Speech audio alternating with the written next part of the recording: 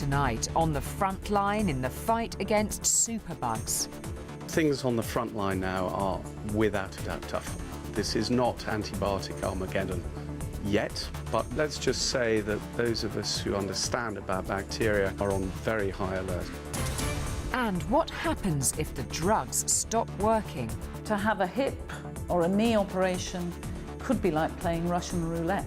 You could get a joint infection that goes on and destroys that joint forever after, or indeed a blood infection and you die.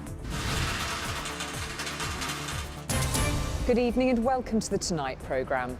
Antibiotics are the bedrock of modern medicine. For 70 years, they've been at the forefront of our fight against infection. But there's growing concern that they're losing their effectiveness and the era of antibiotics is coming to a close. In tonight's programme, Fiona Foster asks whether we're facing a time when the drugs don't work.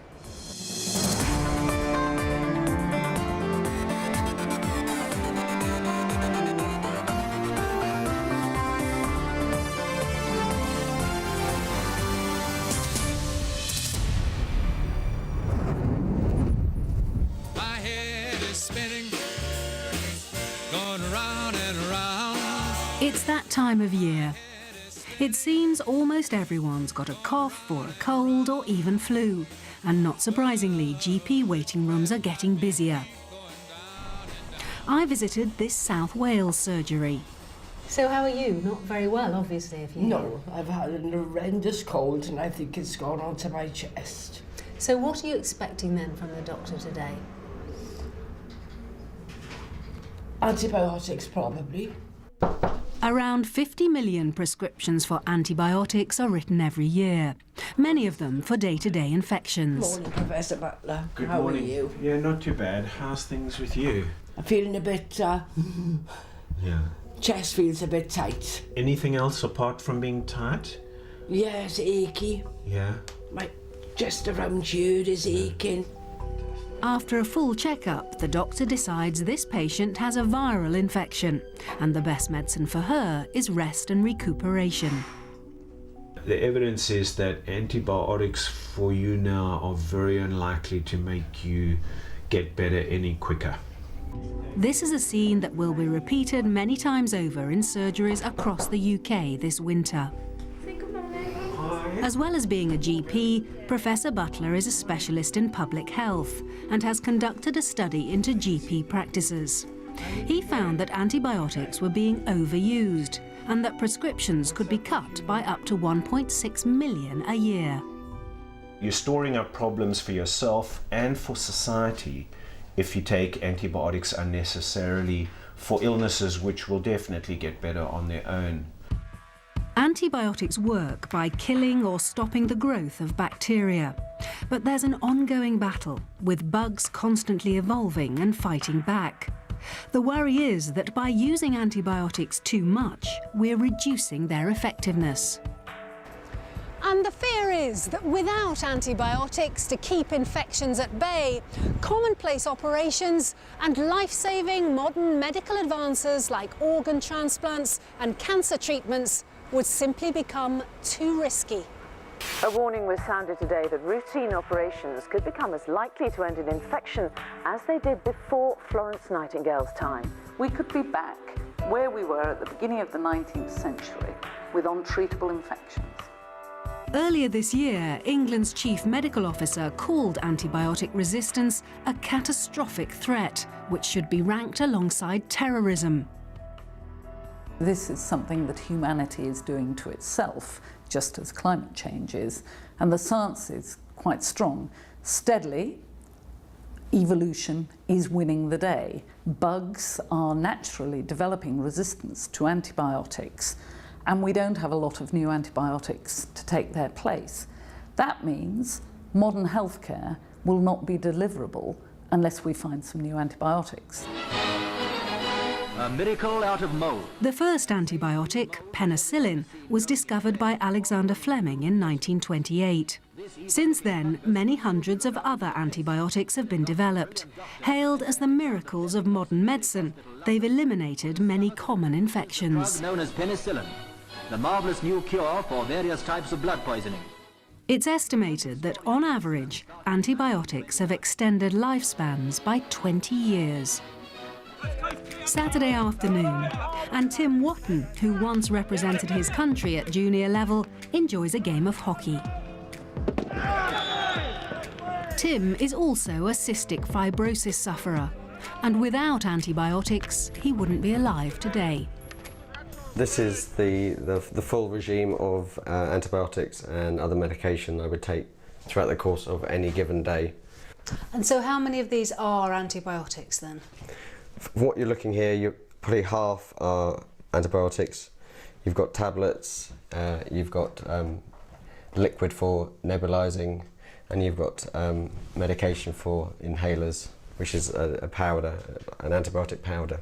Cystic fibrosis affects the internal organs, especially the lungs and digestive system. As well as his daily regime, he's also given strong intravenous antibiotics twice a year. He was just 6 months old when he was first diagnosed. At diagnosis, I had a life expectancy of 17 years. So I really wasn't expecting to go beyond my teens and into adult life. And now you are how old? I'm now 42 years old. Whee! Hey, well done. Antibiotics have enabled Tim to enjoy a life he never thought he'd see, as a husband and father. Jump to the left and the right. I didn't envisage growing up because of the reduced life expectancy. I never had the dream of the family with the picket fence. I assumed that wouldn't happen to me. Now that I've got that, without the picket fence, I am very proud. I'm delighted that I am still able to be a dad and enjoy time with my son. But Tim's treatment constantly evolves, with new antibiotics being introduced every time the bacteria become resistant to the medication. It's an ongoing battle, and the worry is that unless new classes of antibiotics come onto the market, eventually he'll run out of options. Antibiotics have been one of the most important things to keep me going, to get me through school, through university, working, into a marriage, and now as a dad. Without them, I would not be here anymore. Those medics who are on the front line in the fight against infection are increasingly concerned about rising levels of antibiotic resistance. This is the University College Hospital in London. And here you are. You haven't got any antibiotic-resistant bugs. We've fixed you, and you're smiling. Fantastic. Hopefully this time. Right. Great news. Good. Dr. Vanya Gant is the hospital's infection clinical director. He faces the superbug threat daily. Things on the front line now are without a doubt tougher. We're seeing a gradual rise in not only the number of bugs that are resistant to antibiotics, but also that single bugs are turning out to be resistant to more and more of them. So the chances of me having to deal with a patient with an infection that I'm finding difficult to treat are increasing all the time. Antibiotic resistance has contributed to the re-emergence of diseases like tuberculosis, making them much more difficult and expensive to treat. London is the TB capital of Europe, which is a very worrying place to be in.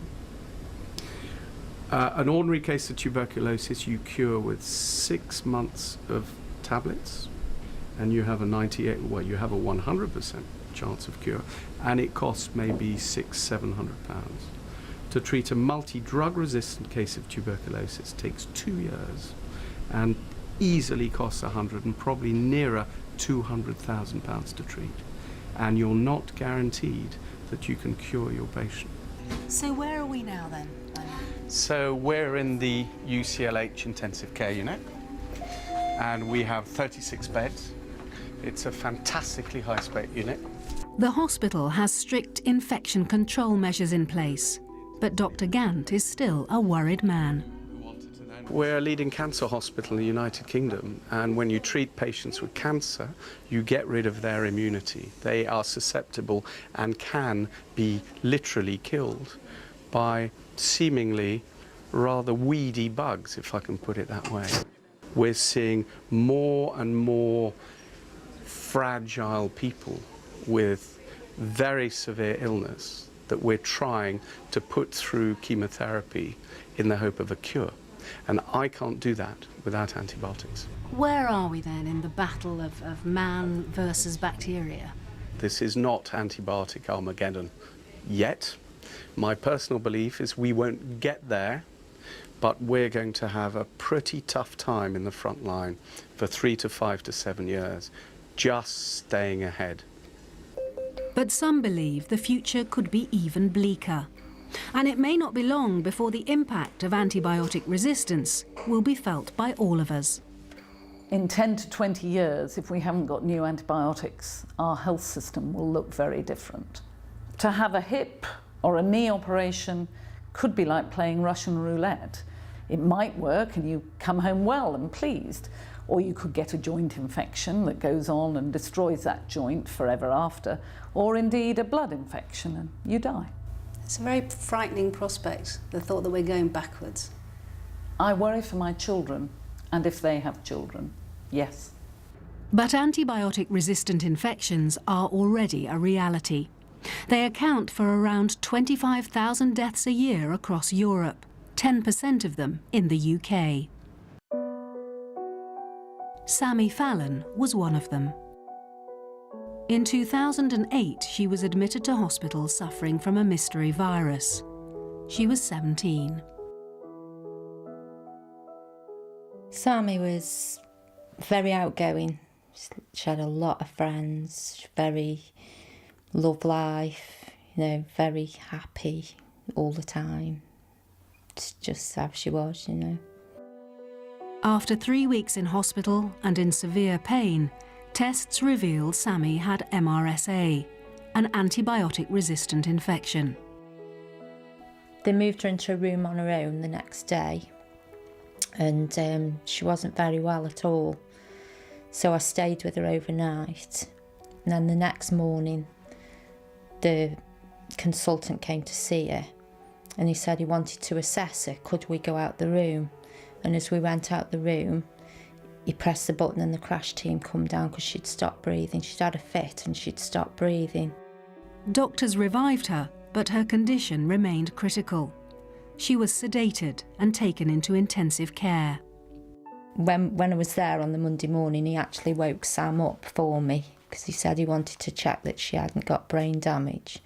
And he actually woke her up and said to her, "Squeeze your mum's hand." And then he put her back asleep. With antibiotics proving ineffective, her condition continued to deteriorate, and 2 days later she died. The pharmaceutical companies need to obviously do more research and try and find antibiotics that will fight these superbugs. And the doctors need to stop just giving people antibiotics for no reason, because that's why we're becoming immune to them. Most precious things I've got of Sammy is memories. Yeah. With better infection control and hygiene practices, cases of MRSA are becoming less common. But the threat of antibiotic-resistant infections is ever present. Our hospitals are under siege from newly emerging infections which are constantly evolving to develop greater resistance. And the ease of international travel is fueling the spread of these deadly superbugs. The Ganges in northern India is one of the most polluted rivers in the world, a breeding ground for bacteria. Microbiologist Professor Tim Walsh has come here to take samples from the river as part of a study into global antibiotic resistance. He's testing the levels of an enzyme known as NDM1. This enzyme can convert normal bacteria into antibiotic-resistant superbugs. We're collecting these samples to have a look at the presence of resistant bacteria and perhaps for the presence of NDM1. People carry these as normal flora, as friendly bacteria, and that's fine.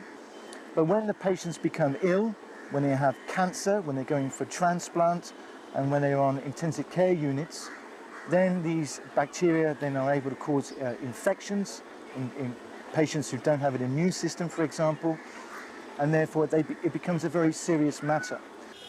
The presence of NDM1 is only part of the problem here. Antibiotics are losing their effectiveness due to overuse in countries like India. They're bought here over the counter without prescription. I think NDM1 hasn't just emerged in India, it's emerged all over this region, in Pakistan and Bangladesh as well.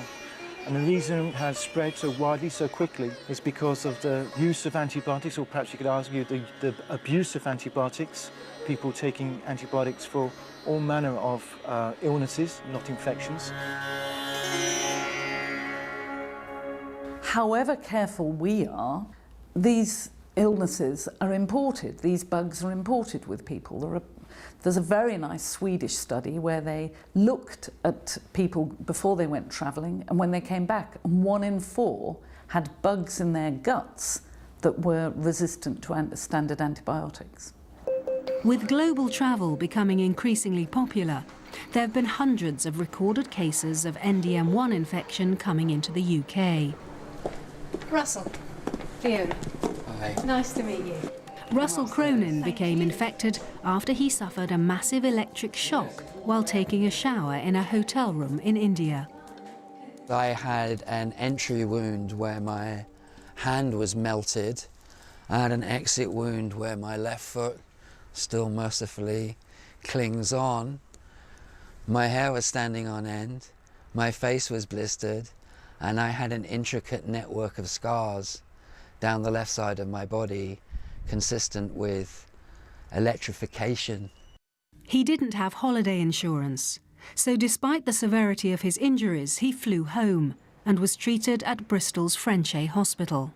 We agreed that from the moment he arrived in the hospital, he would go straight into a side room with the door shut, and anybody who went to see him, look after him, care for him, etc., any contact at all would involve gowns, masks, if appropriate, and gloves for all handling, so that if he did bring something back with him while we were waiting to work out what it was, then we could be sure that we weren't spreading it elsewhere. When I first came round, as I was kind of drifting in and out of consciousness in ITU, you know, it's a completely enclosed environment apart from like an observation window. So there were these people peering at me from behind the glass. You know, you could sense that they had that kind of a degree of like academic excitement about, you know, what was unfolding. Russell's injuries were so severe that part of his arm had to be amputated. But the infections he was carrying were causing even greater concern. He did in fact have the NDM containing organism, and he also had some other organisms which were very resistant as well, but not quite the same. And by the time we'd finished with all of his screens and organisms, we realised that he had about 10 exceptionally resistant organisms, of which 5 contained the NDM enzyme. Russell Cronin spent nearly 3 months in isolation while tests were carried out in an attempt to find an antibiotic that would work. Doctors eventually turned to a rarely used last resort antibiotic which dated back to the 1960s. It saved his life. It's been a quarter of a century since the last major discovery in antibiotic medicine. Scientists are still searching for a new class of antibiotic to fight the bugs, but there's no breakthrough in sight. And one of the reasons for that is that developing new antibiotics is not as commercially viable as developing some other drugs. It takes on average $1 billion to $1.5 billion to produce a new drug. To cover those costs, you've then got to sell it. Well, clearly, a new antibiotic I'd want to look up and only use to save lives and not use it broadly. But anyway, I mean, compare it to a statin. Someone takes a statin every day if they need it for the rest of their lives, or blood pressure treatment or diabetes treatment. Antibiotics? A week, 10 days, perhaps once in a year? Unlikely it's going to be year in, year out. So the money is not good. The British Pharmaceutical Industry Association told us developing a new medicine costs up to £1.2 billion and can take up to 12 years. So getting the right incentives in place to recognise the full value of antibiotics is crucial. We are at a very difficult place. We have little room to manoeuvre. I believe that we will be able to sail through these really choppy waters over the next few years and come out with some new drugs in the cupboard to use. But let's just say that those of us who understand about bacteria feel very uneasy and are on very high alert at the moment.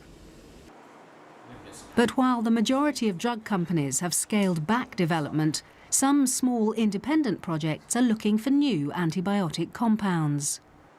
And they're eating the eucalyptus trees that we've got from outside. This stick insect, or more specifically the plants it eats, could provide the first step in any new discovery. My hopes for this project will be for us to identify some new chemical species from plants that have antibiotic potential. I don't necessarily expect that that will be the new blockbuster antibiotic, but what I expect is then chemists can use these new compounds to build new molecules that are ideal antibiotics. These researchers are trying to isolate the antibiotic compounds that they find in the plants.